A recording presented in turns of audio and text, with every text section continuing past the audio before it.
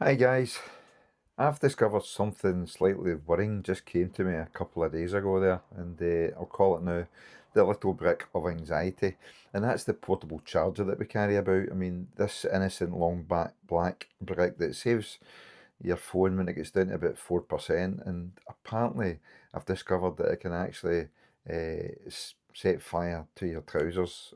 And to me, I think that's quite a bit of a design flaw, to be honest.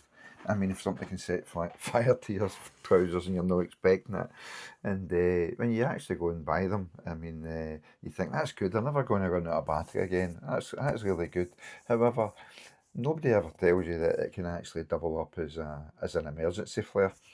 So the other night there, my daughter was looking for her portable battery chargers because she's away on holiday with her friends, and managed to find one of the old ones that she had, and come down, and it was opened up, the wife's not letting me bring it back in the house, obviously for obvious reasons.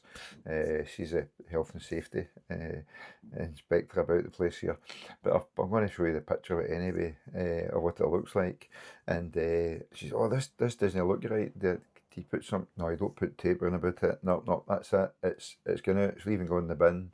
It's outside, as you see there, perched on the wall, and I'm saying no. It's not as if the power bank. It's not pregnant. I mean, it's not went for 10,000 milliampere hours to 25. I mean, that's it. It's scubbed. It started swelling, and apparently, looking into this more, it's been obviously certain gases, kind of releasing different things, and that's basically your batteries way of telling you, Frank, we need to talk. And the strange thing is that how we treat these, if we treat these one of these things, one of the probably the worst terrible one of the electrical products that we've got, next to toasters, of course.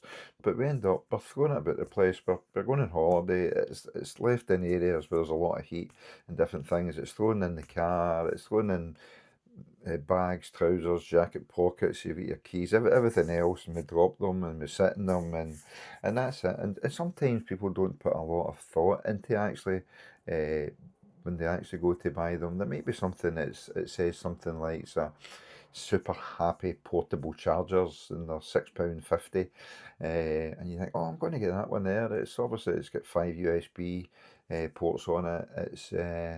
It comes with, it's got its own built-in solar part of it, sort of thing, and well, that'll be really good. You're thinking that it's going to work well, and it's got 4.5 stars, and oh, that'll be perfect. That's just exactly what I'm looking for. But that's the thing. It doesn't always turn out that way, which this is where it worked out.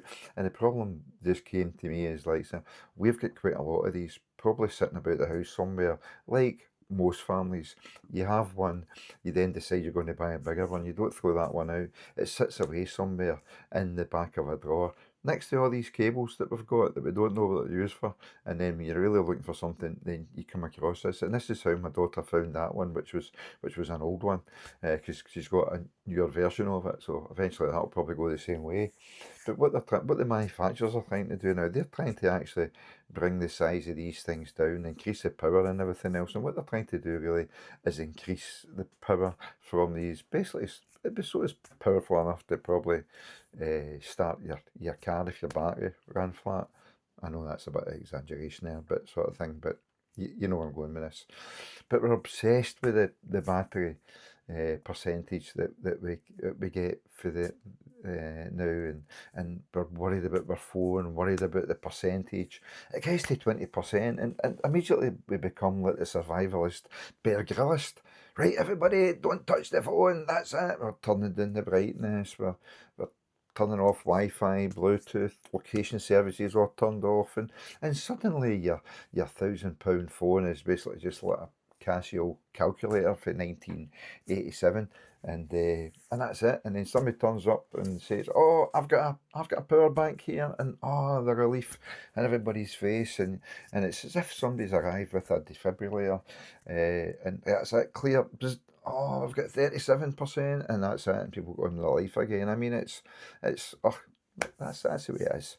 But apparently, you have to look after these things, and when it starts to swell like that, usually hot, smells strange and different things. Obviously, gas leaking, looks damaged.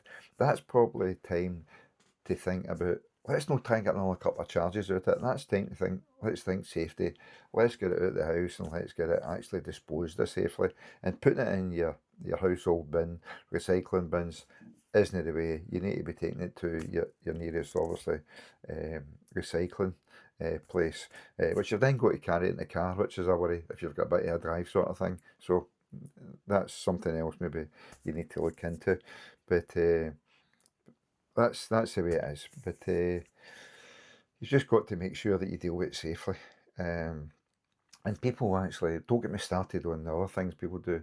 And even if I did this with my own daughter, and it's a case of they're charging them, and they've got them underneath the pillar in the house, and they're actually probably one of the worst places to put them in the bedroom. But it's like a duvet. It's like putting a duvet straight on top of it, sort of thing, as if you're going, there you go, son. There you are. That'll keep you nice and warm. That'll soak any of your heat if you're getting anywhere, sort of thing. In fact, I don't know why I've just called it sun there. Probably that'll be me cancelled by Duracell. But you know what I mean. You know where I'm going with this. But there obviously is a serious point about that there when that happens. You've got to make sure you get rid of them and make sure that none of them is actually um, you don't puncture it. And guys are my age, guys who are 50, what do we do when you see that? You go, oh, I wonder what's inside it. Or maybe pull it back just to. No, you don't pull it back. You don't start putting screwdrivers in. And I'm an electrician, so I get all that, and I know the dangers behind it.